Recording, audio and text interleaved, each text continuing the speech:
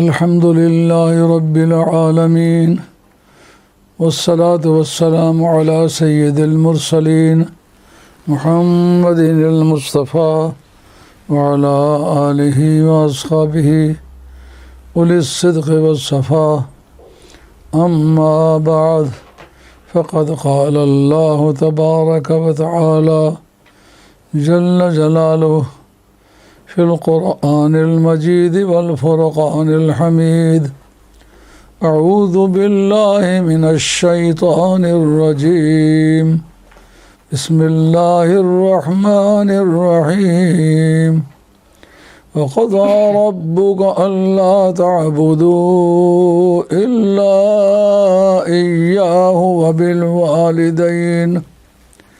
وبالوالدين إحسانا إما يبلغن عندك الكبر أحدهما أو كلاهما فلا تقل لهما أف ولا تنهرهما وقل لهما قولا كريما واخفض لهما جناح الذل من الرحمة وقل رب ارحمهما كما ربياني صغيرا ربكم أعلم بما في نفوسكم إن تكونوا صالحين فإنه كان للأوابين غفورا وآت ذا القربى حقه وابن السبيل والمسكين ولا تبذر تبذيرا صدق الله مولانا العظيم وبلغنا رسوله النبي الكريم ونحن على ذلك من الشاهدين والشاكرين والحمد لله رب العالمين الصلاة والسلام عليك يا سيدي يا رسول الله وعلى آلك وأصحابك يا حبيب الله الصلاة والسلام عليك يا سيدي يا رسول الله وعلى آلك وأصحابك يا حبيب الله الصلاة والسلام عليك يا سيدي يا رسول الله وعلى آلك وأصحابك يا حبيب اللہ۔ محترم سامعین و ناظرین، آپ کی خدمت عالیہ میں حاضر ہوں۔ کل میں نے آپ سے عرض کیا تھا کہ اسی مضمون پر انگریزی میں کل بھی بیان ہوگا، یعنی حسین اور یزید کے ٹاپک پر، مگر دوستوں نے بتلایا کہ انہوں نے پہلے اشتہار جاری کیے تھے کہ اس جگہ رشتہ داروں کے حقوق بیان کیے جائیں، کیونکہ اس تہذیب میں آ کر بہت سارے لوگوں نے جو اسلامی تہذیب ہے وہ کھو دی ہے، اور اس سے وہ اللہ کی رحمت سے محروم ہو رہے ہیں۔ تو بہت سارے رشتہ دار وہ ہیں جن کی رعایت سے جنت ملتی ہے، جن کے ساتھ بدسلوکی کرنے کی وجہ سے جہنم نصیب ہوتا ہے۔ اس لیے اس کا بیان بڑا ضروری تھا۔ انہوں نے کہا کہ ہم نے پہلے اشتہار چھاپ دیے تھے۔ میں نے کہا چلو پھر آج اقربا کے حقوق پر ہی گفتگو کرتے ہیں۔ یہ جو میں نے چند آیات پڑھی ہیں، یہ سورہ بنی اسرائیل کی آیات ہیں۔ 15 پارے کی صورت ہے، سورت نمبر 17 ہے، اور آیتیں شروع ہوتی ہیں آیت نمبر 23 سے۔ اللہ کریم فرماتے ہیں وَقَضَىٰ رَبُّكَ أَلَّا تَعْبُدُوا إِلَّا إِيَّاهُ وَبِالْوَالِدَيْنِ إِحْسَانًا۔ اللہ کریم نے یہ فیصلہ فرمایا ہے کہ اس کی ذات پاک کے سوا کسی کی عبادت نہ کی جائے، کسی دوسرے کی عبادت کرنے کی اجازت نہیں ہے۔ عبادت صرف اللہ کا حق ہے، اللہ کے سوا کوئی عبادت کے لائق نہیں ہے۔ وَبِالْوَالِدَيْنِ إِحْسَانًا، اور اس کے فوراً بعد جو فیصلہ کیا ہے وہ یہ ہے کہ والدین کے ساتھ اچھا سلوک کرو، ان کے ساتھ احسان کرو۔ احسان ہر طرح کی نیکی کو شامل ہے، اخلاقی ہو یا مالی ہو یا بول چال کی ہو یا رویے کی ہو، ہر طرح سے اچھائی کرنا احسان کہلاتا ہے۔ یعنی تمہارے والدین ہر طرح کی اچھائی اور احسان کے مستحق ہیں۔ اما آگے تفصیل فرمائی، اما یبلغن عندک الکبر احدہما او کلاہما، اگر ان دونوں میں سے ایک یا وہ دونوں بڑھاپے کو پہنچ جائیں تو فلا تقل لہما اف، ان سے اف بھی نہ کہو۔ اف صرف اظہار ناراضگی کا کلمہ ہے، کوئی گالی نہیں ہے اور کوئی کسی طرح کا ٹارچر نہیں ہے۔ رب کریم نے کہا فائی کہنے کی بھی تمہیں اجازت نہیں، اف کہنے کی بھی اجازت نہیں ہے۔ فلا تقل لہما اف، تم ان سے اف بھی مت کہو۔ وقل لہما قولا کریما، اور ان سے بڑی سلجھی ہوئی، سنجیدہ اور خوش آئند بات کرو۔ اور فرمایا وخفض لہما جناح الذل، عاجزی کے ساتھ ان کے کندھے جھکاؤ، اپنے کندھے ان کے سامنے جھکاؤ، اپنے کندھے والدین کے سامنے عاجزی کے ساتھ جھکاؤ۔ اور وقل رب ارحمہما کما ربیانی صغیرہ، اور کو اے مولا کریم، جس طرح ہمارے بچپنے میں انہوں نے ہم سے ہزاروں کوتاہیاں دیکھیں لیکن ہم سے کوئی ایکشن نہیں لیا، اور بہت پیار سے ہمیں سنبھالا، بغل میں لیا، پیار کیا۔ مولا کریم جس طرح ہمارے چھٹپنے میں، بچپنے میں ان لوگوں نے ہمارے ساتھ رعایت کی ہے، اب ان کا حال بھی بچوں جیسا ہو گیا ہے، بوڑھے ہونے کی وجہ سے صلاحیتیں معطل ہو رہی ہیں، انداز گفتگو میں بہت زوال ہو چکا ہے۔ مولا کریم اسی طرح ان پر رحم فرما جس طرح انہوں نے ہمارے بچپنے میں ہم پر رحم فرمایا تھا۔ اللہ کریم فرماتے ہیں کہ ربکم عالم بما فی نفوسکم، تم اگر کوئی بری بات کہو اور کہو دل سے ہم ٹھیک تھے، رب کہتا ہے تمہارے دلوں کے اندر جو بات ہے وہ رب کے علم میں ہے۔ ان تکونوا صالحین، اگر تمہارا سینہ صاف ہے، تم اندر سے ٹھیک ہو، فإنہ کان للأوابین غفورا، وہ جھکنے والوں اور رجوع کرنے والوں کو بخشنے والا مہربان ہے۔ فرمایا وآت ذی القربی حقہ، جو قریبی ہیں ان کا حق ادا کرو، اور مسافروں کا حق بھی ادا کرو، مسکینوں کا حق بھی ادا کرو، فضول خرچی مت کرو۔ ان آیات نے ڈیل کیا ہے اکثر و بیشتر رشتہ داروں کے ساتھ، اور ثابت کیا ہے کہ سوسائٹی میں جیتے وقت انسان کی بہت ساری ڈیوٹیاں ہیں، ان میں سے والدین کے علاوہ بہنیں، بھائی، بھانجے، بھتیجے، چچے اور دوسرے اقربا وہ بھی شامل ہیں، اور صرف وہی شامل نہیں، راستے میں جاتا مسافر وہ بھی حقدار ہے، اگرچہ وہ تمہارا رشتہ دار نہیں لیکن انسانی رشتہ اس کے ساتھ بھی ہے۔ یہ ہیومن رائٹس چیز کو کہتے ہیں، یہ اس کے بارے میں ہے۔ تم مسافروں کے ساتھ بھی اچھا سلوک کرو، ان کا حق بھی ادا کرو، اور مسکین جن کے پلے کچھ نہیں ہے، رات کو کھایا صبح کے لیے کوئی امید نہیں ہے، ظاہر حالات نظر نہیں آتے، ایسے لوگوں کی بھی تم مدد کرو، اور فضول خرچی مت کرو، یہ خرچہ ایسا کرو کہ روزانہ کے حالات کے مطابق تم چل سکو، ایسا ہی نہیں کہ نیکی کرتے وقت اپنے آپ کو دیوالیہ کر دو، گھر والے تمہارے جو ہے لوگوں کے محتاج ہوتے پھریں۔ یہ ان آیات کا تحت اللفظ لفظی ترجمہ ہے جو میں نے آپ کے سامنے عاجزانہ طور پر پیش کیا ہے۔ اگر کوئی غلطی رہ گئی ہے تو پھر اللہ تعالیٰ مجھے معاف فرمائے، آپ لوگ میرے لیے دعا کریں۔ یہ بات کہ اللہ نے سب سے پہلے اپنی عبادت کا فیصلہ کیا، اللہ نے فیصلہ کیا کہ اس کے سوا کسی کی عبادت نہ کرو، یعنی جس طرح ذات باری عبادت کے حقدار ہے، کوئی دوسرا حقدار نہیں، اسی طرح وہ لوگ کہ جن کی موجودگی میں، جن کی ضرورت کے وقت سب سے پہلے ان کی ضرورت پوری کرنی ہے، جیسا کہ عبادت میں میرا حق ہے، کسی دوسرے کا حق نہیں ہے، اس طرح والدین کی حاجت اور ضرورت ایک ایسی چیز ہے کہ اس کو پورا کرنے سے پہلے کسی دوسرے معاملے میں الجھنا یہ صحیح نہیں ہے۔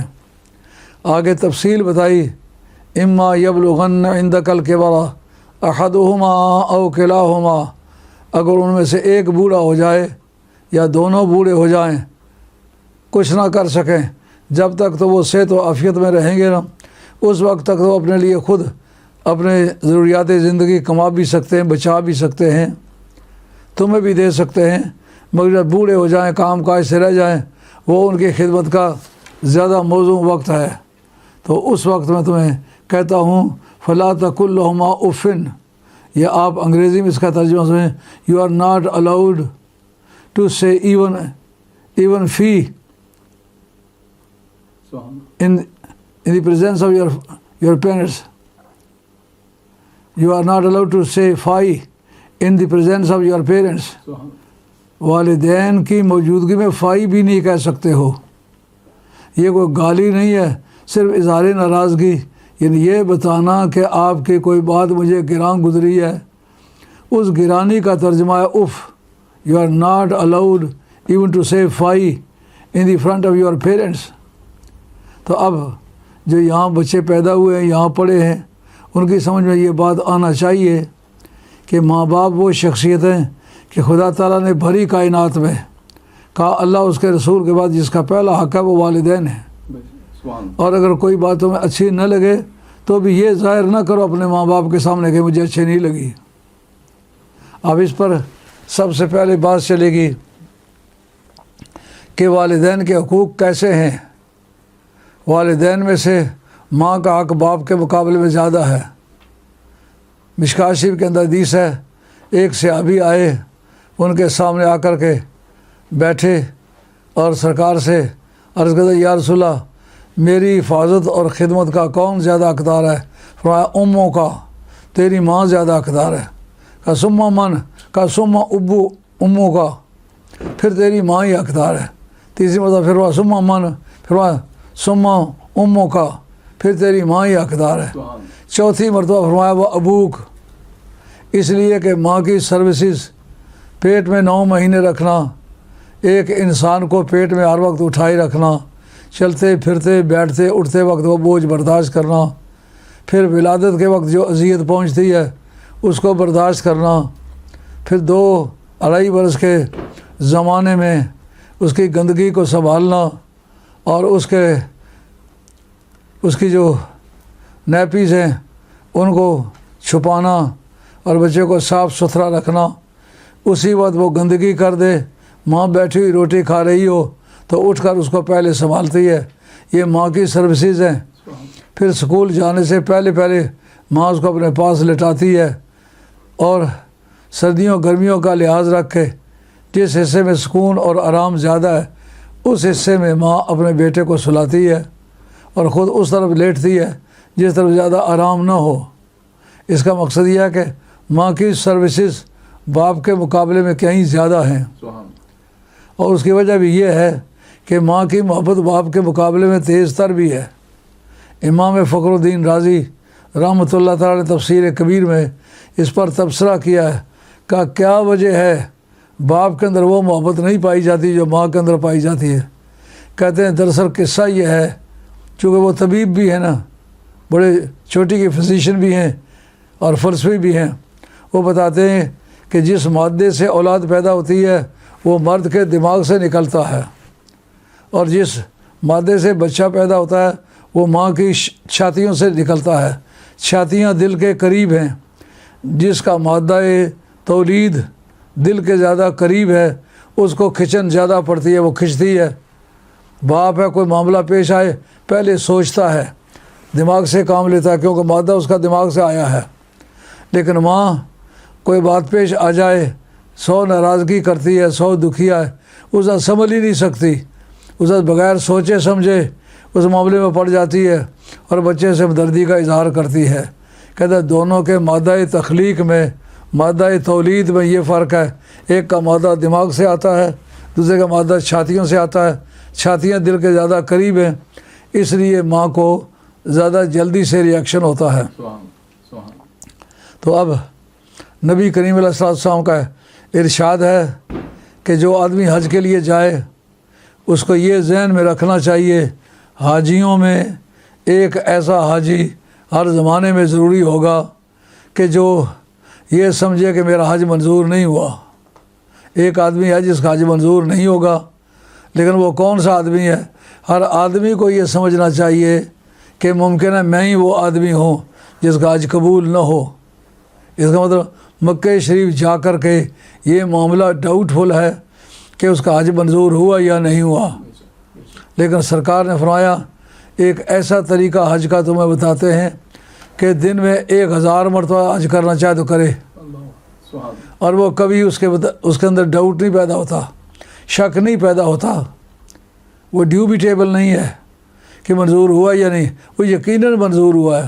وہ کیا ہے کہ گھر میں ماں اور باپ کو محبت اور پیار کی نظروں سے دیکھے، 1 مرتبہ نہیں، 100 مرتبہ نہیں، 1000 مرتبہ دن میں دیکھے، ہر دیکھنے سے، ہر گلانس سے اس کو ایک مقبول حج کا ثواب ملتا ہے۔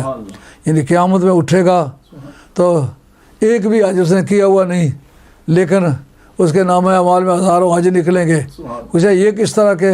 کہ جو ماں اور باپ کو تم نے پیار کی نظر سے دیکھا، عزت کی نظر سے دیکھا، اللہ نے ہر نگاہ کے ساتھ ایک ایک مقبول حج تیرے نامہ اعمال میں لکھ دیا ہے۔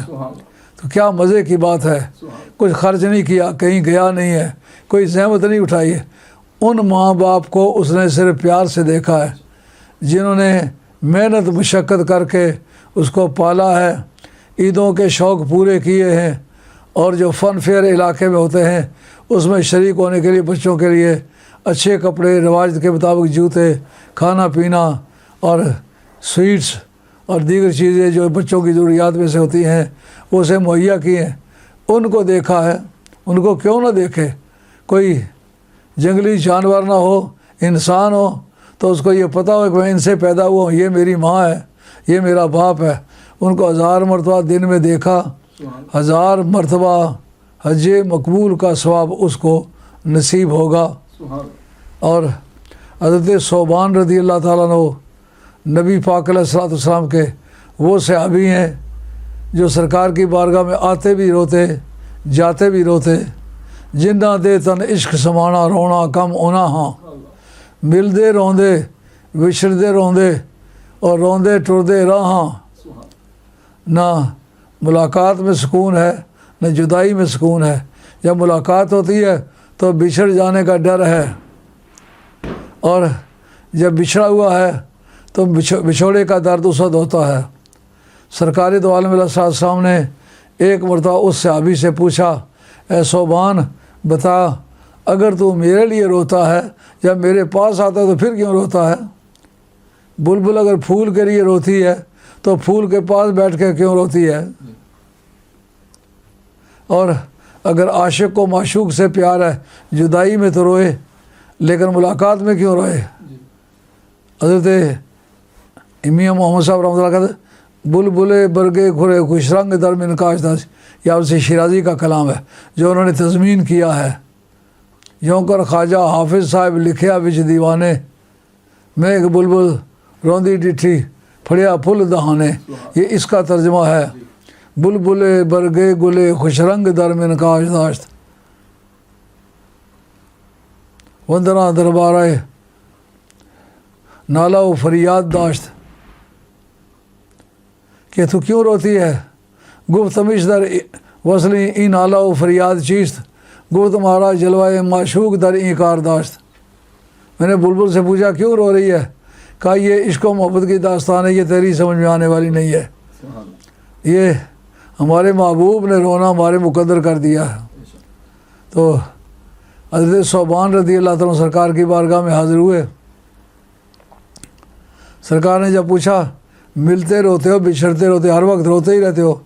کہا یا رسول اللہ، جس وقت میں آپ کو یاد کرتا ہوں، اذا ذکرتک فما اصبر، جب آپ کو یاد کرتا ہوں تو جامع صبر لبریز ہو جاتا ہے، اور پھر حتیٰ ازورا کا، جب تک آپ کو دیکھو نہیں چین نہیں آتا، لیکن جب آپ کے پاس آتا ہوں تو روتا ہوں۔ اس کی وجہ کیا ہے؟ اس کی وجہ یہ ہے کہ فذکرت موتی و موتک، اپنی موت بھی مجھے یاد آئی، آپ کی موت ہی مجھے یاد آئی، تو میں نے سوچا کہ جس وقت آپ دنیا سے اٹھا لیے جائیں گے، رفیع تمان نبیین، نبیوں کی کلاس میں آپ کو بلند ترین مقام پر لے جایا جائے گا، فما انظر الیک، تو میں آپ کو دیکھ نہیں سکوں گا، اس وجہ سے روتا ہوں۔ وہ ان دخل تو اگرچہ میں بھی جنت میں جاؤں گا، لیکن جب دیکھ نہیں پاؤں گا تو ایسے جنت میں نہیں جانا چاہتا جہاں آپ کا دیدار نہ ہو۔ اس وقت رب کریم قانون مادیہ میت اللہ و رسول فاولئک مع الذین انعم اللہ علیہم، جن کی محبتیں اور سنگتیں سچائی پر مبنی ہیں، ہم ان میں جدائی نہیں ڈالیں گے، جنت میں وہ ایک دوسرے کو دیکھیں گے۔ وہ حضرت صوبان کہتے ہیں ایک بڑی مزے کی بات میری سمجھ میں آئی، میری موجودگی میں سرکار دو عالم صاحب نے فرمایا کہ تقدیر نہیں بدلتی، تقدیر اٹل چیز ہے، مگر چند چیزیں ایسی ہیں جن سے تقدیریں بدل جاتی ہیں۔ کا ایک پہلی بات بر الوالدین، ماں باپ کے ساتھ نیکی کرے، اچھائی کرے، انہیں خوش رکھے، اس سے بھی تقدیر بدل جاتی ہے۔ اس نے مرنا تھا اس مہینے کی 15 تاریخ کو، وہ ممکن 10 سال جیے، اور کیونکہ ماں اور باپ دونوں خوش ہو گئے، ماں باپ کے ساتھ نیکی کی ہے، وہ خوش ہو گئے، ان کی زبان سے فریاد نکل گئی، مولا کریم اس کی زندگی لمبی فرما، اس سے بھی تقدیر بدل سکتی ہے۔ اور دوسرا کا ابھی دعا، یا دعا سے تقدیر بدل سکتی ہے، جیسا کہ حضرت والی بغداد شہنشاہ جیلان فرماتے ہیں انی ارد القضاء بعد ما ابرم، جب تقدیر اٹل ہو جاتی ہے تو بھی میں بدل سکتا ہوں۔ اللہ حضرت قیاس، دعا سے تقدیر کا بدلنا، اس کا دعویٰ حضرت امام ربانی مجدد رفسانی شیخ احمد ساندی نے بھی کیا ہے۔ کہتے ہیں کہ ماں باپ کی خوشی سے بھی تقدیر بدل جاتی ہے، کسی نیک آدمی صالح آدمی کی دعا سے بھی بدل جاتی ہے۔ جو لوگ دور دور سے چل کے درویشوں کے پاس آتے ہیں کہ ہمارے لیے دعا کریں، تو اس کا عقیدہ علم حدیث کے اندر موجود ہے، اس کو یہ یقین رکھنا چاہیے کہ میں اللہ کے نیک بندے کے پاس آیا ہوں، اس کی دعا سے میری تقدیر بدلے گی۔ اللہ حضرت قیاس۔ اور آخری بات ابھی صدقہ، یا صدقے سے بھی تقدیر بدلتی ہے۔ یہ جو مسلمانوں کی عادت ہے، جب کوئی بندہ بیمار ہو تو اس کے دم درود بھی کرتے ہیں، اور کوئی جانور بھی ذبح کرتے ہیں اور صدقے کے طور پر بانٹتے ہیں، کیونکہ اس سے بھی تقدیر بدل سکتی ہے۔ یہ عقیدہ مسلمانوں کا عین اس وقت جب کہ کسی کا دنیا سے رخصتی کا وقت ہے، اس وقت وہ کوئی صدقہ کرتے ہیں اور اسے توقع کرتے ہیں اس صدقے کی وجہ سے اس کی عمر بڑھ جائے گی، ایسا ممکن ہے کیونکہ حدیث سے یہ بات ثابت ہے۔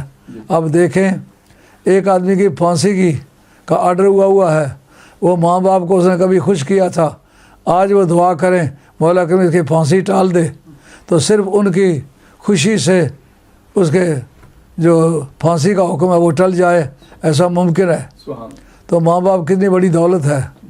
نبی کریم رؤوف الرحیم صلی اللہ تعالیٰ علیہ وآلہ وسلم نے بتایا کہ والدین کی جو خوشی ہے، اس کی وجہ سے والدین کے ساتھ نیکی کرنے سے بھی تقدیر بدلتی ہے، دعا سے بھی بدلتی ہے، صدقے سے بھی بدلتی ہے۔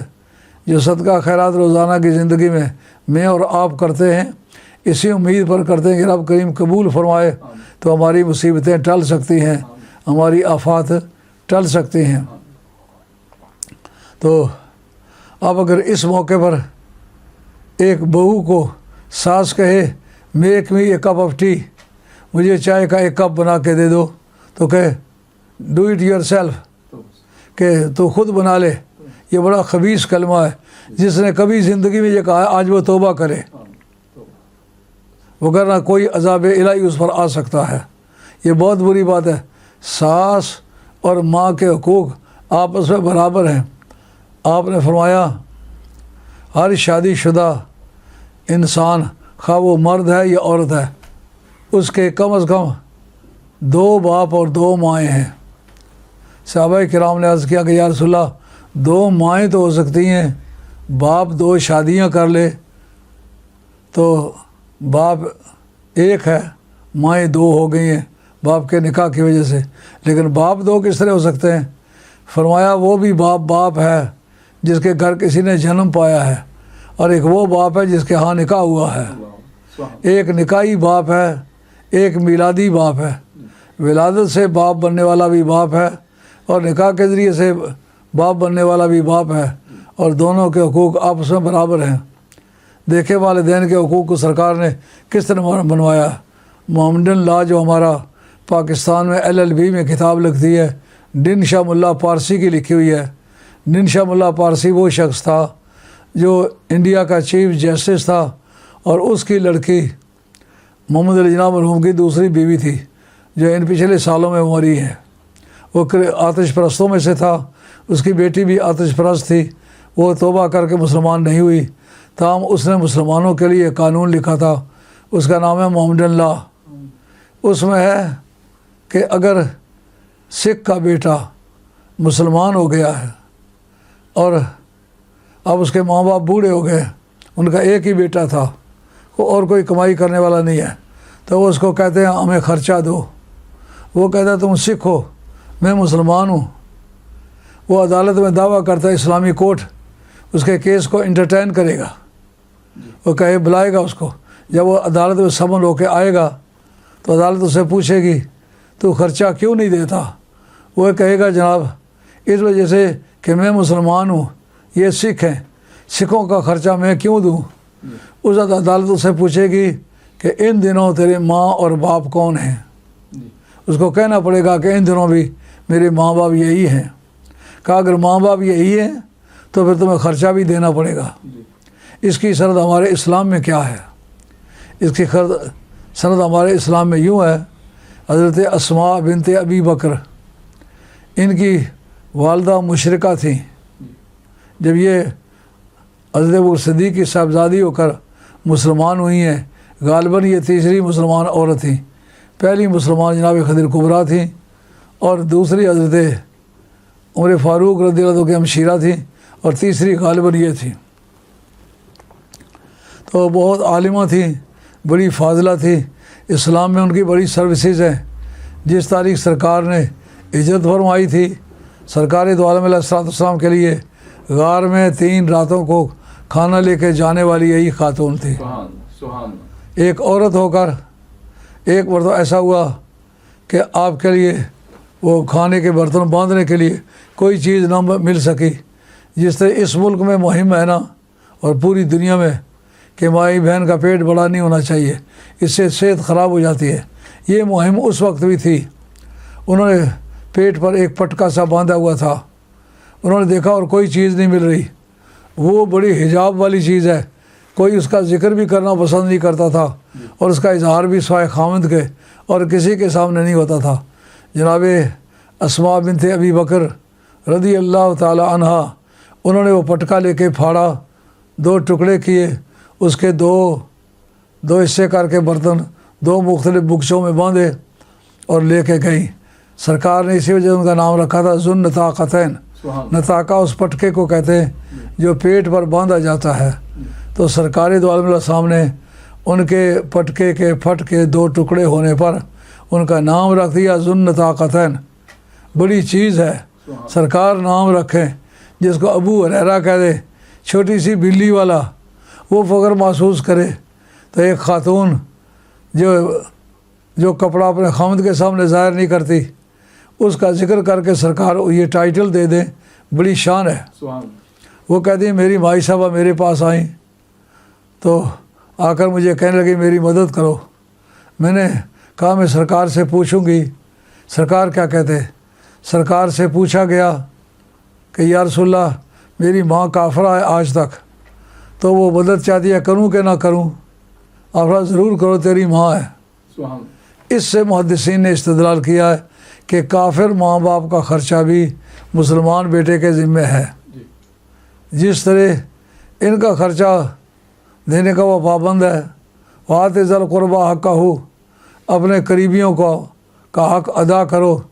اس سلسلے میں چچا ہے، چچا زاد ہے، پھوپھی ہے، اس طرح کے جو رشتہ دار ہیں، یعنی براہ راست ان سے نہ وہ پیدا ہوا ہے نہ وہ اس سے پیدا ہوئے ہیں، بلکہ وہ ان کا رشتہ دار ہے جو ان کے ساتھ پیدا ہوئے تھے. جن سے ایک لڑکا پیدا ہوا اس کی سگی بہن ہے، اس کی خالہ لگی اور اس کی پھوپھی ہے اور اس کی بھی پھوپھی لگی، تو اس صورت میں وہ سول کورٹ میں دعویٰ دائر کر سکتے ہیں مینٹیننس کا، تو قانون اس کے کیس کو سنے گا۔ اگر وہ ثابت کر دیں ہمارے پاس کچھ نہیں ہے اور یہ بڑا دولت مند ہے، اگر ہمارے جیسے آدمی کا خرچہ دے اس کا کچھ نہیں بگڑتا، تو قانوناً عدالت پابند ہے کہ اس کا خرچہ مقرر کر دے۔ اب اس پر یہ سوال پیدا ہوتا ہے کہ دور حاضر میں کئی لوگ ایسے ہوتے ہوں گے جو قریبی ہو کر کے معروم ہیں، وہ اس سیکشن کو اپنے حق میں پیش کر سکتے ہوں گے، لیکن میں عرض کروں نبی کریم علیہ السلام نے بتایا ہے کہ جو اقربا عین ہلاکت، مصیبت اور سولی پر چڑھنے کے وقت بے خبر رہیں اور تعلق نہ محسوس کریں، مدد نہ کریں، خوشحالی کے وقت ان کی مدد کرنا ہرگز درست نہیں۔ جیسا کہ نبی کریم علیہ السلام سے شاب ابو طالب کا بائیکاٹ ہوا، یہ بائیکاٹ 3 سال تک جاری رہا۔ بائیکاٹ کیسا تھا کہ راستے میں ملیں ان سے ہاتھ ملانا منع ہے، زبانی سلام کہنا منع ہے، جو ایٹیچیوڈنل ایکسپریشنز ہیں ملاقات کے لیے، جناب کہتے ہیں واہ واہ السلام علیکم مرحبا، اس طرح کا جملہ کوئی نہیں بول سکتے ہو، نہ ان کو بیٹی کا رشتہ دے سکتے ہو، نہ ان کی بیٹی کا کر سکتے ہو، نہ اپنی بہن بیاہ کے انہیں دے سکتے ہو، نہ ان کی بہنیں بیاہ کے خود لا سکتے ہو۔ سودا پیسے دے کر سودا لینے کے لیے آئیں تو مکے کا کوئی تاجر یا مکے کے گرد و نواح میں ان کے زیر اثر علاقے کا کوئی تاجر ان کو دکان سے سودا نہیں دے سکتا۔ اگر کوئی چوری ان کو سودا پہنچائے یا کوئی ان کی مدد کرے یا پروویژنز فراہم کرے تو وہ بھی مجرم ہے، اس کے ساتھ ہی بائیکاٹ ہوگی۔ اس وقت نبی پاک علیہ السلام کے جو ہم اصل کزن تھے، کاگنیٹ کزنز، یعنی جن کا دادا ایک ہے، وہ 4 بھائی تھے، ان میں سے 2 بھائیوں نے حضور سے اتفاق کر لیا۔ شاب ابو طالب کے بائیکاٹ میں کفار نے ان سے پوچھا کہ بتاؤ تم ہمارا ساتھ دو گے یا محمد صلی اللہ علیہ وسلم اور جناب ابو طالب کا ساتھ دو گے؟ انہوں نے کہا ہم جناب ابو طالب اور جناب نبی کریم علیہ السلام کا ساتھ دیں گے۔ تو دوسرے 2 طبقے جو تھے ان سے کہا گیا بتاؤ تم کیا کرو گے؟ ان کا جدھر ساری برادری ہے ہم ادھر ہوں گے، ہم ان سے بائیکاٹ جاری رکھیں گے جیسا کہ آپ جاری رکھو گے۔ اس وقت ان سے پوچھا گیا جنہوں نے سرکار کا ساتھ دیا تھا کہ تم ہو کتنے سارے؟ مٹھی بھر ہو، کیا بگاڑ لو گے؟ ان کا یہ ہمیں پتہ ہے ہم تعداد میں تھوڑے ہیں، ہم تمہارا کچھ نہیں بگاڑ سکتے اور اس کا سنوار کچھ نہیں سکتے، مگر اتنی بات ہے وہ ہمارا چچا زاد ہے۔ انہوں نے کہا جب تم نے رسول نہیں مانا ہوا پھر ساتھ دینے کے کیا مانا ہے؟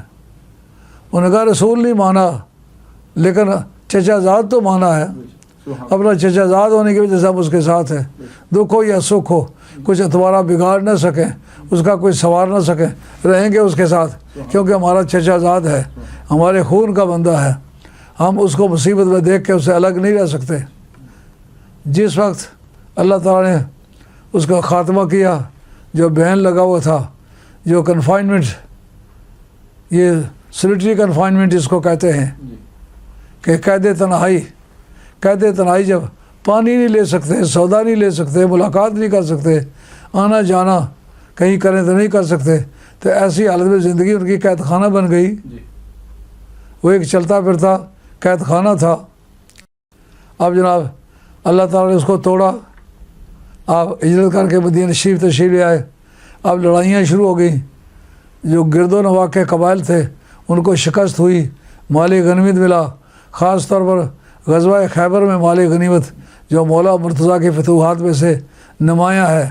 حضرت عبداللہ بن مسعود کہتے ہیں اس دن کے بعد ہم نے پیٹ بھر کے کھانا کھایا ہے جب حضرت حیدر کرار نے وہ میدان مارا ہے، کیونکہ اتنے ڈور ڈنگر، اتنی بکریاں، اتنی بھیڑیں، اتنے اونٹ، اتنے گھوڑے کہیں کسی جنگ میں میسر نہیں آئے، اور غلہ میسر آیا، اور آئندہ زرعی زمینیں میسر آئیں، اور کھجوروں سے لدے ہوئے باغات نظر آئے ہمیں ملے۔ اس کے بعد ہم نے کھانا جی بھر کے کھایا۔ حضرت عبداللہ بن مسعود کہتے ہیں وہ دن ہماری خوش قسمتی کا دن تھا، ہم اس دن میں خوشحال ہوئے۔ اور اب سوال پیدا ہوا کہ نبی کریم علیہ السلام کی بارگاہ میں وہ جو آپ کے رشتہ دار تھے جدی، وہ کہنے لگے یہ جن کو آپ مال غنیمت کا 5واں حصہ دے رہے ہیں ہمیں بھی 7 حصہ دیں۔ آپ فرمایا تم ہماری اہل بیت نہیں ہو۔ انہوں نے کہا کیوں؟ آپ کا دادا بھی ہوئی ہے، ہمارا بھی دادا بھی ہوئی ہے۔ اس بعد شاہ ابو طالب کے بائی کاٹ میں کہاں تھے؟ انہوں نے کہا کلمہ تو انہوں نے بھی نہیں پڑھا تھا۔ کہا کلمہ انہوں نے بھی نہیں پڑھا تھا لیکن ساتھ تو دیا تھا، تم نے نہ کلمہ پڑھا نہ ساتھ دیا ہے، اس لیے جاؤ ان کو تلاش کرو جن کے ساتھ رہے ہو۔ اس کا مطلب یہ ہے کہ مصیبت اور دکھ کے وقت جو اقربا ساتھ نہ دیں ان سے شرعی طور پر بائیکاٹ درست ہے، ان سے بائیکاٹ کر لینا چاہیے۔ تو اس طرح کے حالات جو اس دور میں گزرے ہیں، وہ لوگ حق بجانے میں جنہوں نے ایسے رشتہ داروں سے بائیکاٹ کیا ہے، جو رشتہ دار کو دیکھا کہ پھانسی کی طرف جا رہا ہے، اب حالات ایسے بن گئے ہیں کہ مقدمات میں ایسی صورتیں پیدا ہو گئی ہیں کہ اس کو پھانسی دے دیا جائے گا۔ کہا جب اس کو پھانسی دے دیا جائے گا تو اس کی بڑی ساری جائیداد ہے وہ ہم آپس میں تقسیم کر لیں گے، اس کا پیچھا کرنے کی ہمیں کیا ضرورت ہے؟ اب جب اللہ نے کامیابی عطا فرمائی وہ بری ہو گئے، اب انہوں نے اپنی جائیداد خود سنبھال لی، تو اب ان لوگوں کو توقع کرنا بیجا ہے، کیونکہ سرکار نے ایسے رشتہ داروں کو رشتہ دار تسلیم نہیں کیا۔ کہا تم ہماری اہل بیت نہیں ہو اس لیے کہ تم نے مصیبت کے وقت ہمارا ساتھ نہیں دیا۔ اب اس کے بعد ماں باپ کے بعد رشتہ دار رہ جاتی بہنیں، بیٹیاں۔ اس زمانے میں بہن ہونا یا بیٹی ہونا عیب تھا۔ جس شہر میں کسی کی بہن شادی شدہ ہے وہاں جاتا نہیں تھا، اس کو آر محسوس کرتا تھا۔ خود تو بہنوئی بنا ہوا تھا لیکن اپنے بہنائی کو وہ دیکھنا نہیں چاہتا تھا۔ وہ سمجھتا تھا میری بہن کی وجہ سے میری عزت لوٹی ہے، اس کو عزت کا لوٹنا سمجھتے تھے۔ تو اسلام نے بتایا یہ بات غلط ہے، جو خدائی قانون کے مطابق فیصلے ہیں ان کو چیلنج نہیں کر سکتے ہو۔ تو اب سرکار دو عالم علیہ السلام نے یہ بات فرمائی من کانت لہو بنتن او بنتان اختن او اختان فاحبہن فاحسن علیہن فاتقى اللہ فیہن فلہ الجنہ او کما قال علیہ الصلاۃ والسلام۔ فرمایا کہ جس کی ایک بہن ہو، ایک بیٹی ہو یا ایک بیٹی سے زیادہ ہوں، ایک بہن ہو یا ایک بہن سے زیادہ ہوں، تو فاحبہن ان سے پیار کرے، فاحسن علیہن ان سے سلوک بہت اچھا والا کرے، فاحسن علیہن فاتقى اللہ فیہن اور ان کے بارے میں اللہ سے ڈرتا بھی رہے کہ کچھ بیٹیوں اور بہنوں کے بارے میں مجھ سے خطا نہ ہو جائے۔ اس وجہ سے سرکار نے فرمایا فلاح الجنہ، صرف اس ایک عمل کی وجہ سے بہنوں اور بیٹیوں سے پیار کرنا، اچھا سلوک کرنا اور ان کی خدمت کرنا اور اس کے بعد اللہ سے ڈرتے رہنا کہ کہیں خطا نہ ہو جائے، صرف اس ایک عمل کی وجہ سے بھی جنت ملے گی۔ اور کتاب البر والصلہ اس کے اندر حدیث موجود ہے، سرکار نے فرمایا انسان کے ہر عضو کو اللہ نے زبان دی ہے رب سے بات کرنے کی۔ اس سلسلے میں آپ نے ذکر فرمایا کہ ماؤں کے رحم اللہ کی بارگاہ میں پیش ہوئے، ان کا مولا کریم ہمارے بچے جو ہمارے پیٹ سے نکلے ہیں ان کو جڑا ہوا دیکھنا چاہتے ہیں، ان کا آپس میں میل جول، محبت اور موالات، تعلق اور وابستگی کو دائمی زندگی میں دیکھنا چاہتے ہیں۔ مولا کریم ہم تیری بارگاہ میں فریاد کرتے ہیں جو ہمیں جوڑے تو بھی اس کو جوڑ، جو ہمیں توڑے تو بھی اس کو توڑ۔ خدا تعالیٰ نے یہ فریاد اپنی بارگاہ میں ماؤں کے رحموں کی سن لی۔ اب اس پر عمل درآمد کیسا ہوگا؟ مائیں اپنے بیٹوں کو اکٹھا دیکھنا چاہتی ہیں، بیٹیوں اور بیٹوں کو، ساری اولاد کو یکجا دیکھنا چاہتی ہیں۔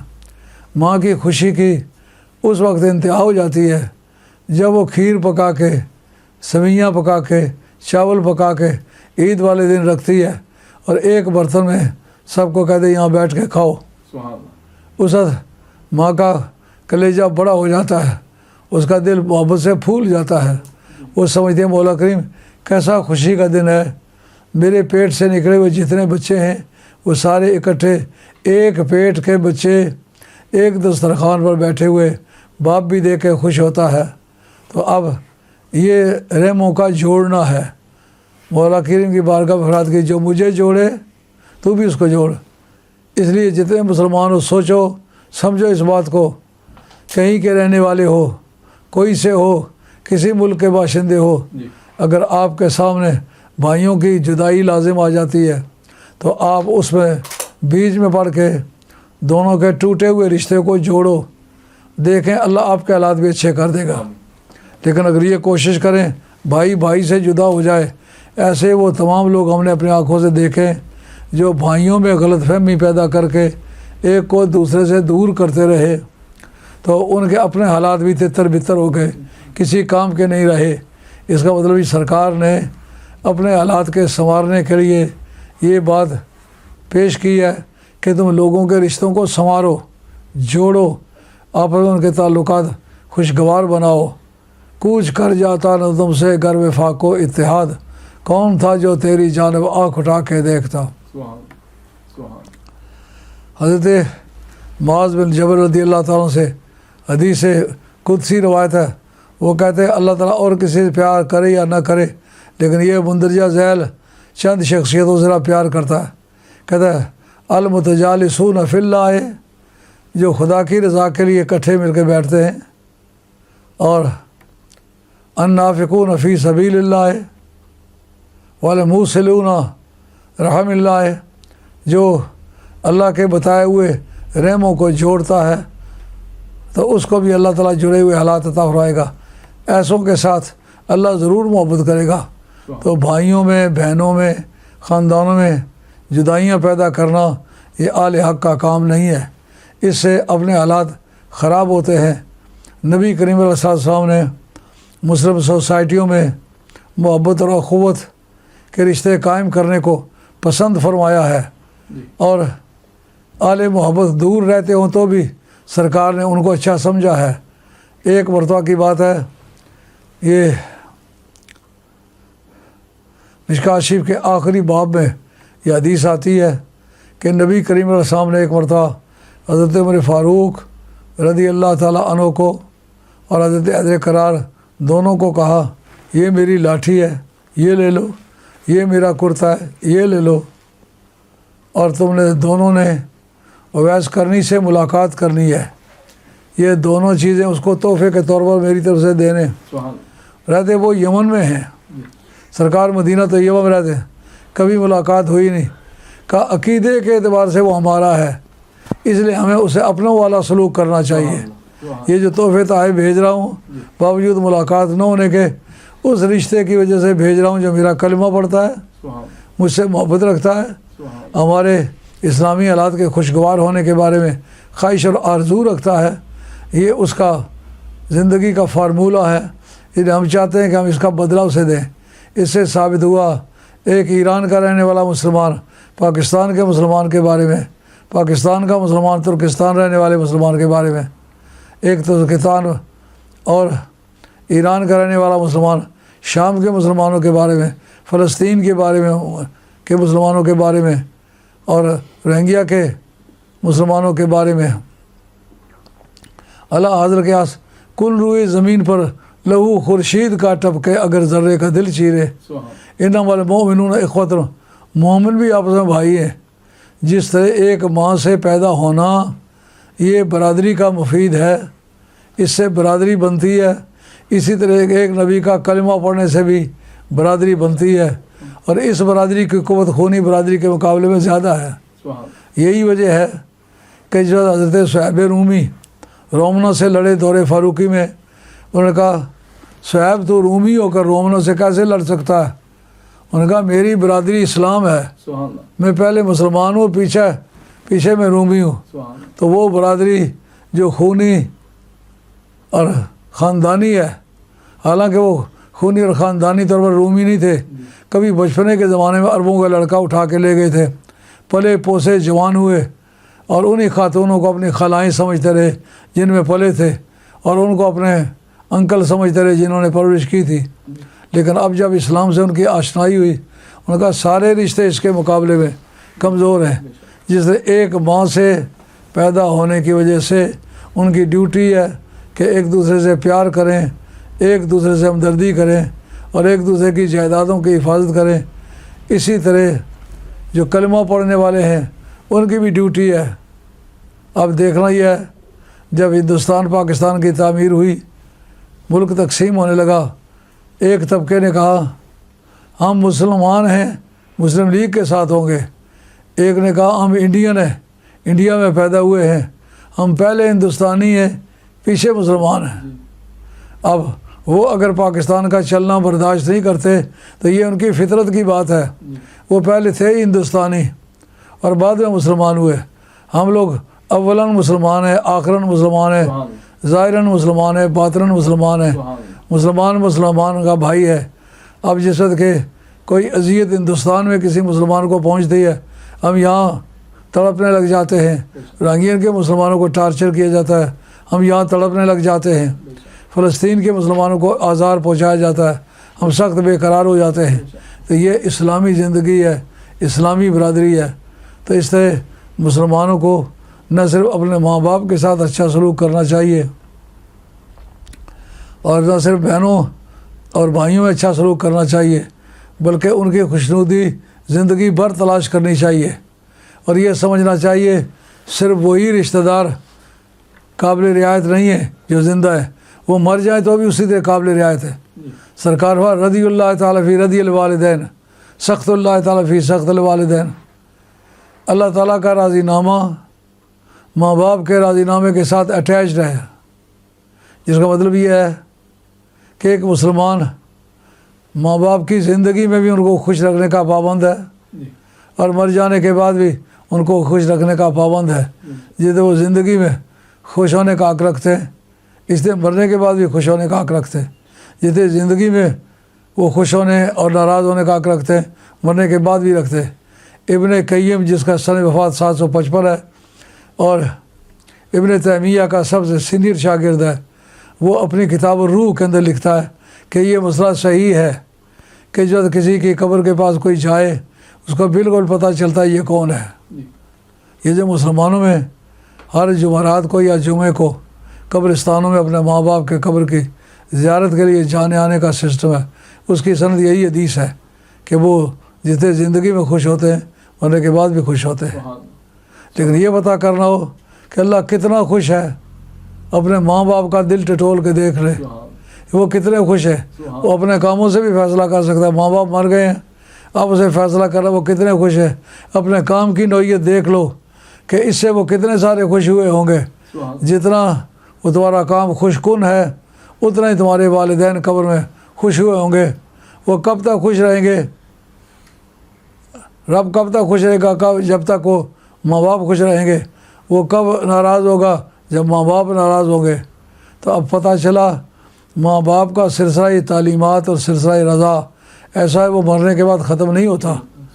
اس پر یہ ثبوت کہ جو گزرے ہوئے ہیں ان کی محبتوں کا پاس کیا جائے، میں آپ کے سامنے 2 حدیثیں پیش کرتا ہوں۔ پہلی حدیث یہ ہے کہ مسلم شریف کے اندر نبی کریم علیہ السلام نے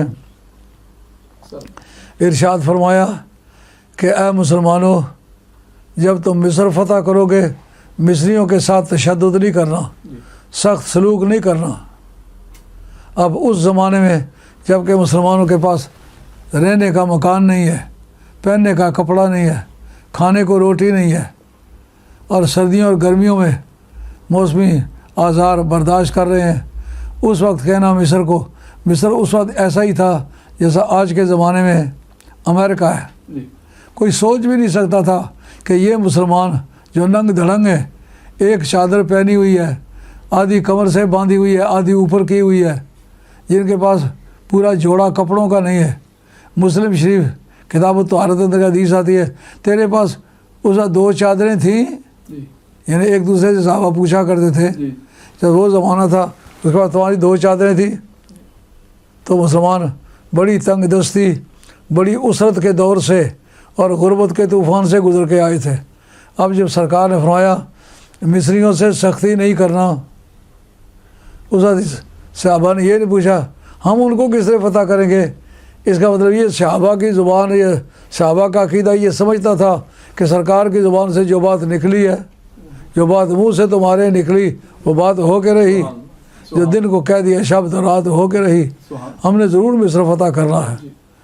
لیکن یہ وجہ پوچھ رہی کہ یا رسول اللہ ہم سے سختی کیوں نہ کریں۔ آپ نہ سختی نہ کرنے کی وجہ یہ ہے کہ میری دادی جان اس شہر کی رہنے والی تھی، تو اب اگر سختی کرو گے تو یہ ان کا میکا وطن ہے۔ تو مائیں بہنوں کی عادت ہے اگر ایک محلے سے دوسرے محلے میں شادی ہو جائے تو اپنے مادری محلے کو اپنا میکا سمجھتی ہے۔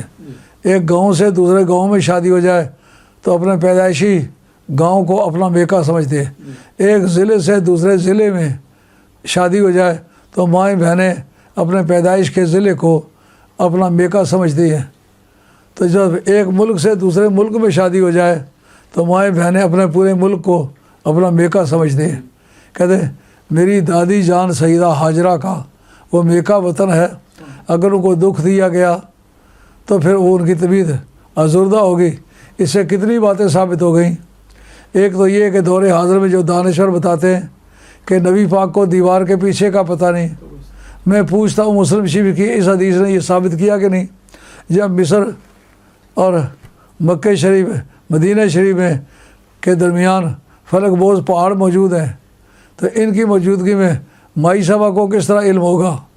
تو مائی صاحبہ کی قبر جو ہے وہ مکہ شریف میں ہے، تو پھر بتاؤ ان کو پتہ کس طرح چلے گا؟ اس کا مطلب یہ ہے کہ اللہ کے پیاروں کو دیوار کے پیچھے تو کیا پہاڑوں کے پیچھے ہزاروں میلوں کی دوری پر پتہ چلتا ہے کون کس حالت میں ہے۔ نہیں تو ان کو ٹارچر کرنے سے، ان کو اذیت پہنچانے سے مائی صاحبہ کیوں ازردہ ہوں؟ ازردہ ہونے کے لیے پتہ ہونا شرط ہے، اگر پتہ نہ ہو تو ازردہ کبھی نہ ہو۔ ایک بات یہ ثابت ہوئی۔ دوسری بات یہ ثابت ہوئی کہ مسلمانوں اپنے ماؤں کی عزت کا احترام کرو، اور جس شہر سے وہ آئی ہیں اس شہر کے لوگوں کو بھی عزت دو، جتنے مائی ہاجرہ کے شہر کے لوگوں کو، اس پورے وطن کے لوگوں کو سرکار نے مدینہ شریف بیٹھ کے عزت دی ہے۔ اور پتہ ہے میں دنیا سے اسا جا چکا ہوں گا، میرے بعد یہ صورت پیش آئے گی، تو اپنی نسلوں کو بھی اچھے کاموں کی وصیت کرو اور رشتے پالنے کی ہدایت کرو۔ اور ایک بات یہ ثابت ہوئی کہ مرنے کے بعد علم ہوتا ہے، پتہ ہوتا ہے کون کہاں ہے، کس حالت میں ہے۔ اگر پتہ نہ ہو تو ازردہ کیوں ہو؟ یہ حدیث پہلی حدیث ہے جو یہ ثابت کرتی ہے کہ دنیا سے جانے والوں کو، پیچھے رہ جانے والوں کا مکمل طور پر علم ہوتا ہے، وہ جان سکتے ہیں، وہ خوش بھی ہو سکتے ہیں، ناراض بھی ہو سکتے ہیں۔ ابن قیم اپنی کتاب روح کے اندر لکھتا ہے، کہتے ہیں ہزاروں میلوں کی دوری پر بھی کوئی کام جو ان کی ناپسندیدگی کا تھا اگر کیا جائے تو وہ ہزاروں میلوں کی دوری پر بھی ناراض ہو جاتے ہیں۔ اس کا مطلب یہ ہے کہ ہم نبی پاک علیہ السلام کے صحابہ کی عزت احترام کریں، اہل بیت کا احترام کریں۔ سرکار کتنے بھی دور ہیں لیکن ان کی قرابت داری کا ان پر اثر پڑتا ہے۔ سرکار دو عالم علیہ السلام نے فرمایا جو میرے صحابہ کو برا سمجھے اس پر اللہ کی، رسول کی اور ملائکہ کی لعنت ہے، اور فرمایا میری آل بیت سے جو نفرت کرے، جو اظہار بغض کرے، وہ دنیا و قیامت میں ملعون ہے۔ تو اس کا مطلب یہ سرکار کو اذیت پہنچتی ہے نا، اس لیے سرکار کے صحابہ کا ذکر بھی اچھائی سے کرنا چاہیے، آل بیت کا ذکر بھی اچھائی سے کرنا چاہیے۔ دوسری حدیث پیش کرتا ہوں جس کے اندر نبی کریم علیہ السلام کے متعلق کتب سیاہ کی حدیث ہے۔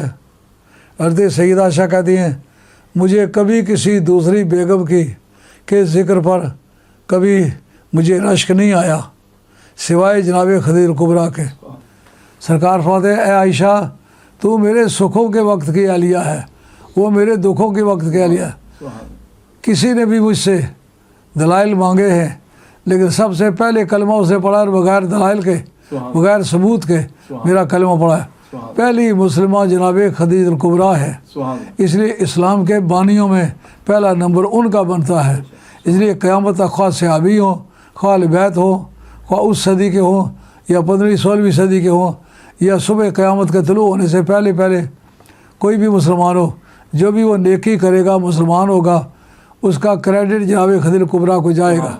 اور دوسرا یہ اس کے پاس اتنا مال تھا کہ اشرفیہ اس نے ڈھیر کر دی تھی کہ ابو بکر صدیق جی کے سامنے جو صحابہ بیٹھے ہوئے تھے اور اشرفیوں کے ڈھیر کی وجہ سے دونوں جماعتیں ایک دوسرے کو دیکھ نہیں سکتی تھی۔ انہوں نے وہ سارا مال مجھ پر قربان کیا اور وہ سیاسی طور پر، معاشی طور پر، کاروباری طور پر انہوں نے اس ماحول کو مرچنڈائز کیا تھا، یعنی تجارت کے ڈھنگ سکھائے تھے، اس لیے بڑی معزز خاتون تھی، تو انہوں نے اپنی زندگی کی ساری متاعیں میرے قدموں پر لٹا دی۔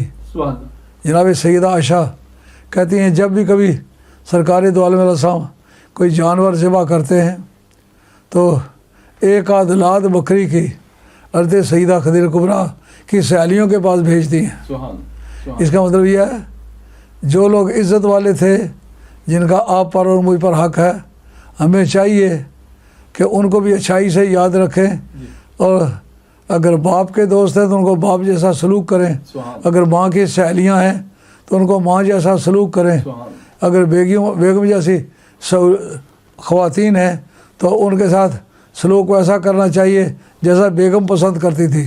جناب خدیجہ کبریٰ کی عادت مبارکہ تھی کہ وہ جس وقت کوئی چیز اچھی ان کے گھر میں بنتی اپنی سہیلیوں کو بھیجا کرتی تھی۔ اس لیے سرکار فرماتے گوشت میرے گھر میں بنا ہے تو اس میں سے ایک لات جو ہے وہ جناب خدیجہ کبریٰ کی سہیلیوں کے گھر بھیجو تاکہ اپنی مرضی کے مطابق اس کو پکا کے کھا لیں۔ تو اب اس کا کیا معنی ہوا؟ ان کا مزار تو مکہ شریف میں جناب خدیجہ کبریٰ کا، ان کا مزار مکے میں ہے، اور یہ عمل کہاں ہو رہا ہے؟ مدینہ طیبہ میں۔ مدینہ طیبہ کا ذکر اس لیے کرتا ہوں کہ جناب سیدہ خدیجہ کبریٰ کی روانگی مدینہ شریف جا کے ہوئی، نکاح مکے میں ہوا تھا لیکن روانگی یہاں نہیں ہوئی تھی، ان کی روانگی مدینہ طیبہ میں ہوئی تھی۔ تو مدینہ طیبہ میں جو حضرت خدیجہ کبریٰ کی سہیلیاں مہاجر ہو کے گئیں، ان کے گھروں میں بکری کا گوشت تقریباً چوتھائی حصے کے ہیر پھیر میں ان کے گھر بھجوایا کرتے تھے، چونکہ جناب خدیجہ کبریٰ کا عمل یہ تھا وہ اپنی سہیلیوں کے پاس پہنچایا کرتے تھے۔ اب عقیدہ کیا ہوا؟ سرکار نے یہ عقیدہ یہ کہا جب اس کی سہیلیوں کے ساتھ مروت کرتا ہوں تو اس کی روح خوش ہو جاتی ہے۔ جناب سیدہ عائشہ طیبہ طاہرہ سلام اللہ علیہ کو یہ احتجاج تھا کہ میری سہیلیوں کے ساتھ آپ ایسا سلوک نہیں کرتے جیسا کہ آپ جناب خدیجہ کبریٰ کی سہیلیوں سے سلوک کرتے ہیں۔ تو آپ فرماتے کہ اس کو میں نے اسی طرح کا سلوک کرتے دیکھا، چونکہ میرے پیار اور محبت کی بڑی حسین یادگار ہے۔ یہ ثبوت ہے اس بات کا کہ جناب خدیجہ کبریٰ جیسا پیار کسی حضور کی زوجہ مطالعہ سے نہیں تھا، کیونکہ جب تک وہ زندہ رہی ہیں سرکار نے کوئی دوسری شادی نہیں کی، ان کی وفات کے بعد شادیاں کی ہیں۔ یہ بات مشہور ہے، جناب سیدہ عائشہ طیبہ طاہرہ آپ کو بہت پسند تھی، اس میں کوئی شک نہیں وہ پسند تھی، لیکن بعد از خدیجہ کیونکہ ان کی موجودگی میں سرکار نے اور شادیاں کی ہیں، مگر جناب خدیجہ کی موجودگی میں کوئی دوسری شادی نہیں کی۔ تو اس سے یہ بات ثابت ہو گئی کہ جناب خدیجہ والا پیار کسی دوسرے کو حاصل نہیں تھا، مگر سرکار نے یہ بتایا اس کا مزار مکے میں ہے، اگر یہاں کوئی اچھا کام کیا جائے جو اسے خوش کر سکتا ہے، اس کو وہاں خوشی ہو تو معلوم ہے پہاڑوں کی حلولیت، پہاڑوں کا انٹروین کرنا یہ ثواب کو اطلاع کو نہیں روکتا، ثواب بھی پہنچتا ہے، اطلاع بھی پہنچ رہی ہے، اور جس طرح وہ زندگی میں خوش ہوتی تھی وفات کے بعد بھی خوش ہو رہی ہے۔ اللہ میرا اور آپ کا خاتمہ سچے دین پر کرے، وما علینا الا البلاغ المبین، وآخر دعوانا ان الحمد للہ رب العالمین۔ یہ راجہ فخر الدین نے بھی کچھ پڑھ کے بھیجا آج کے ایصال ثواب کے لیے۔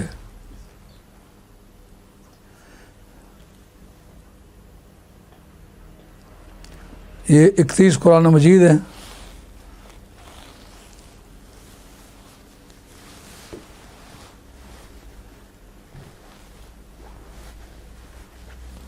اور 5 مرتبہ درود شریف ہے، اور 5 مرتبہ سورہ مزمل شریف ہے، 1000 مرتبہ آیت کریمہ شریف ہے، اور 5000 مرتبہ تیسرا کلمہ شریف ہے۔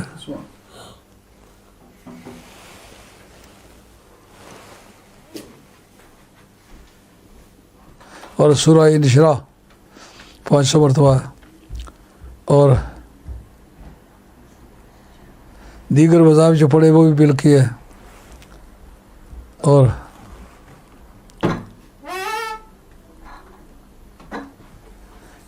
ان کا ثواب راجہ فخر الدین قادری کے ماں اور باپ کا نام محبوب خان ہے، اور ماں کے نام کا نام سفیرہ بیگم ہے۔ یہ تمام مسلمانوں کے ساتھ ان کو بھی ایصال ثواب کرتے، اللہ قبول فرمائے، آمین۔ الحمد للہ رب العالمین، الصلاۃ والسلام علی رسول خیر خلق محمد وآلہ وصحبہ اجمعین۔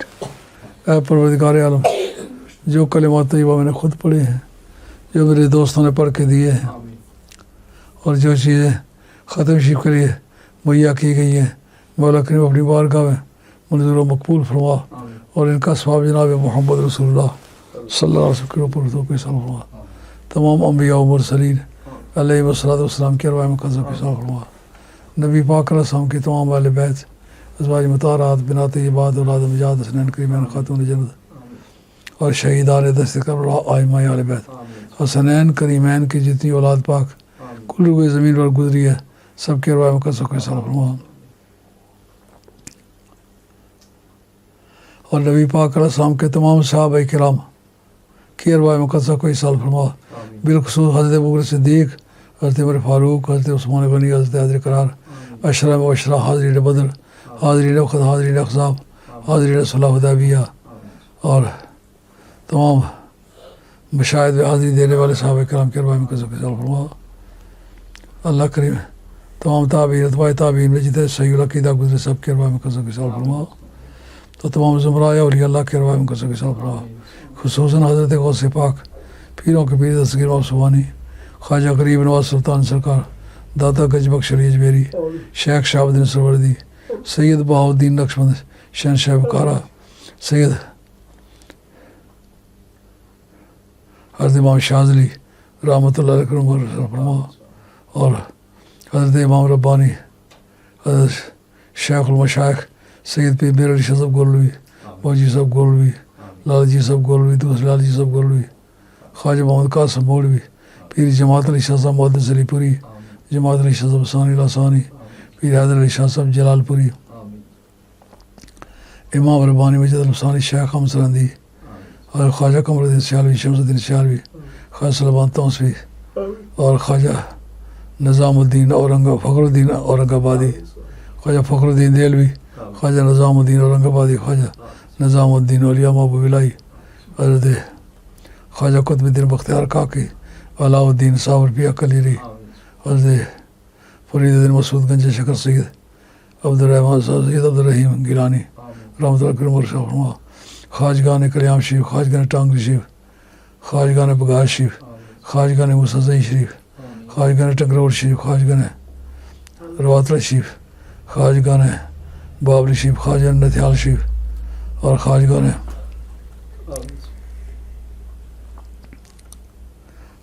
چورا شریف کے ارواح مقدسہ کے ساتھ فرما، خواجگان تیرا شریف کے ارواح مقدسہ کے ساتھ فرما، اور خواجگان موسیٰ شریف، خواجہ عثمان دامانی، خواجہ دوست محمد قنداری، خواجہ احمد حسین مجددی، اور مرزا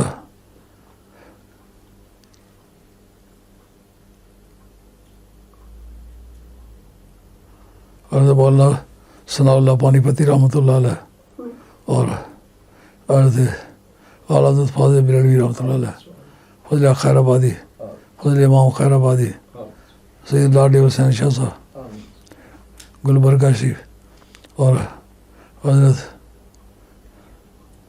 گیسود راضہ گلبرگہ شریف، خواجگان قیام شریف، تمام خواجگان چشتیہ، قادریہ، نقشبندیہ، سروردیہ، شاذلیہ، بدویہ، زنجانیہ کے ارواح مقدسہ کو ایصال فرما، مرزا مظہر جان رحمۃ اللہ کرم فرما، بالخصوص میرے نانا صاحب سید پیر عالم شاہ بی شاہ غفور شاہ جلال شاہ رحمۃ اللہ علیہ کے باپ و اجداد کے ارواح کو ایصال فرما، میری صاحبہ مائی صاحبہ بی بی جان فاطمہ، مائی امام بی صاحبہ بی فاطمہ، دوسری بی فاطمہ، اور میرے 4 بھائی دنیا سے چلے گئے، اللہ ان کی مغفرت فرمائے۔ 3 بہنیں دنیا سے گئی ہیں، اللہ ان کے غریق رحمت فرمائے۔ 2 میری پھوپھیاں، اللہ ان کو غریق رحمت فرمائے۔ سید پیر ولایت علی شاہ، متاب علی شاہ، شاہ حسین بادشاہ، حسین علی شاہ، میر علی شاہ، مردان علی شاہ، سلطان علی شاہ، شاہ محی الدین احمد، سید شمس الدین خان محمد شاہ چراغ لاہوری، شاہ عبد الوہاب لاہوری، شاہ عبد القادر لاہوری، زین العابدین شاہ محمد غوث بالا پیر سے، سید زین العابدین ناگوری، سید القادر ثانی، اچھی رحمۃ اللہ علیہ عمر کو صاف فرماؤ۔ اور میرے خاندان کے سید شاہ علی اکبر شاہ سوار اور قائم شاہ، قادر شاہ، بہادر شاہ، لال شاہ، چنن شاہ اور لال شاہ کے رومال کو صاف فرماؤ۔ میرے قائم شاہ، مرید حسن شاہ اور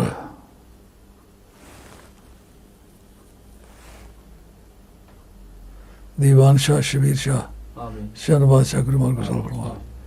والا کریم کل روئے زمین میں جتنے میرے مریدین، مخلصین، محبین، یاران، احباب گزرے، سب کے ارواح میں گزر فرماؤ۔ اور راجہ فخر کے والد صاحب محبوب الہی اور اس کی والدہ صاحبہ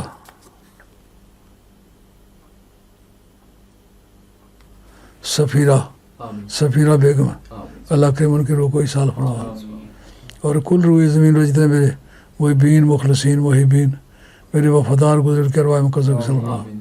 اور خصوصاً چودھری محمد یونس صاحب بٹران ٹینٹ والے، اور چودھری ندیم، اور چودھری محمد حنیف، حاجی محمد شفیع صاحب، چودھری محمد بشیر، اور مائی حاجر صاحبہ، مائی حاجر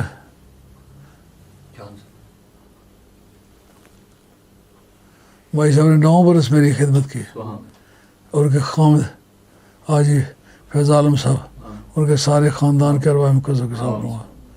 کل روئے زمین پر جتنے میرے محب، میرے حضرت شاہ صاحب کے مریدین، مخلصین، جان پانی سے گئے، سب کے ارواح مقدس کے ساتھ فرما۔ صلی اللہ تعالیٰ علیہ وسلم۔